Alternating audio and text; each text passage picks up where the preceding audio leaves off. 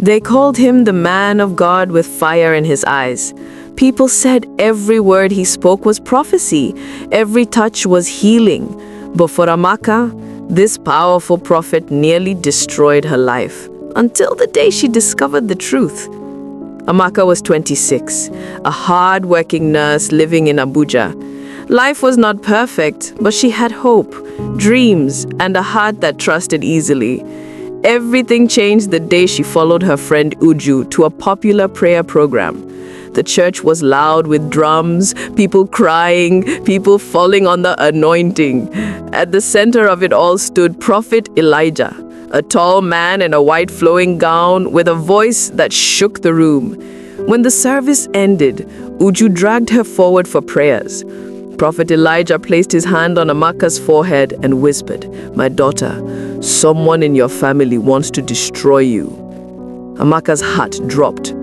Her life had been peaceful, but at that moment, fear entered her like a cold wind. He continued, "God is showing me danger. You must come for special deliverance." From that night, everything in Amaka's life began to revolve around the prophet. At first, it was harmless, daily prayers, night vigils, deliverance assignments. Then came the financial sacrifices. 20,000 naira for breaking ancestral chains, 50,000 naira for opening destiny doors, 100,000 naira for special covenant candles. Amaka kept giving because she wanted to be safe. She didn't want to offend God or the man she believed was hearing from God. Slowly, the prophet began to control her life. He told her to stop talking to certain friends. He warned her not to visit her family. He insisted she must fast for 14 days, drinking only water he blessed.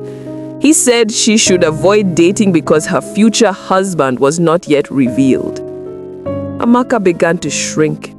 Her joy disappeared. Her money finished. She was living in fear. But the final push came one Sunday.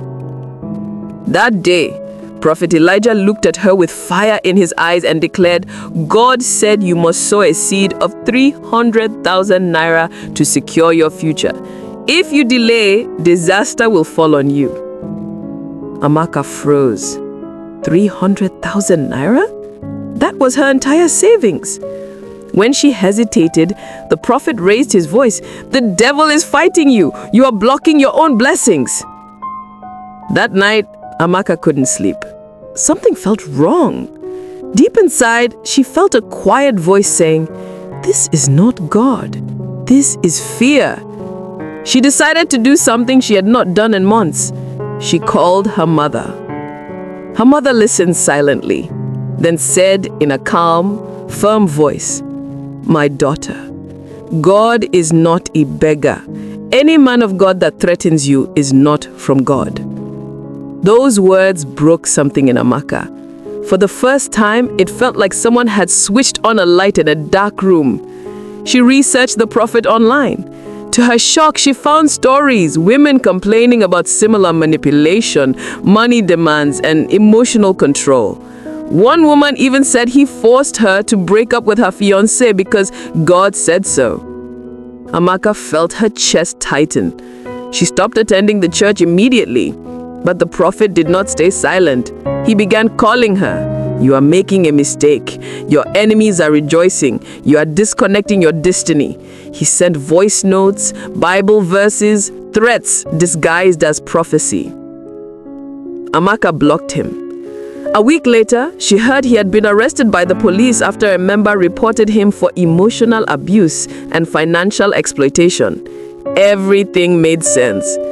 The morning after hearing the news, Amaka sat on her bed and cried, not because she lost anything, but because she finally got herself back. She learned to pray for herself again. She reconnected with her family. She built her confidence. She went back to her job with new strength. Months later, she joined a small, genuine fellowship where nobody controlled her life or used fear to manipulate her. And today, she shares her story with other women to warn them. Not every prophet is from God. Some are predators wearing white gowns. Amaka survived manipulation because she found the courage to question what didn't feel right. Her story reminds us, real men of God guide you. Fake ones control you. Real men of God pray for you. Fake ones prey on you.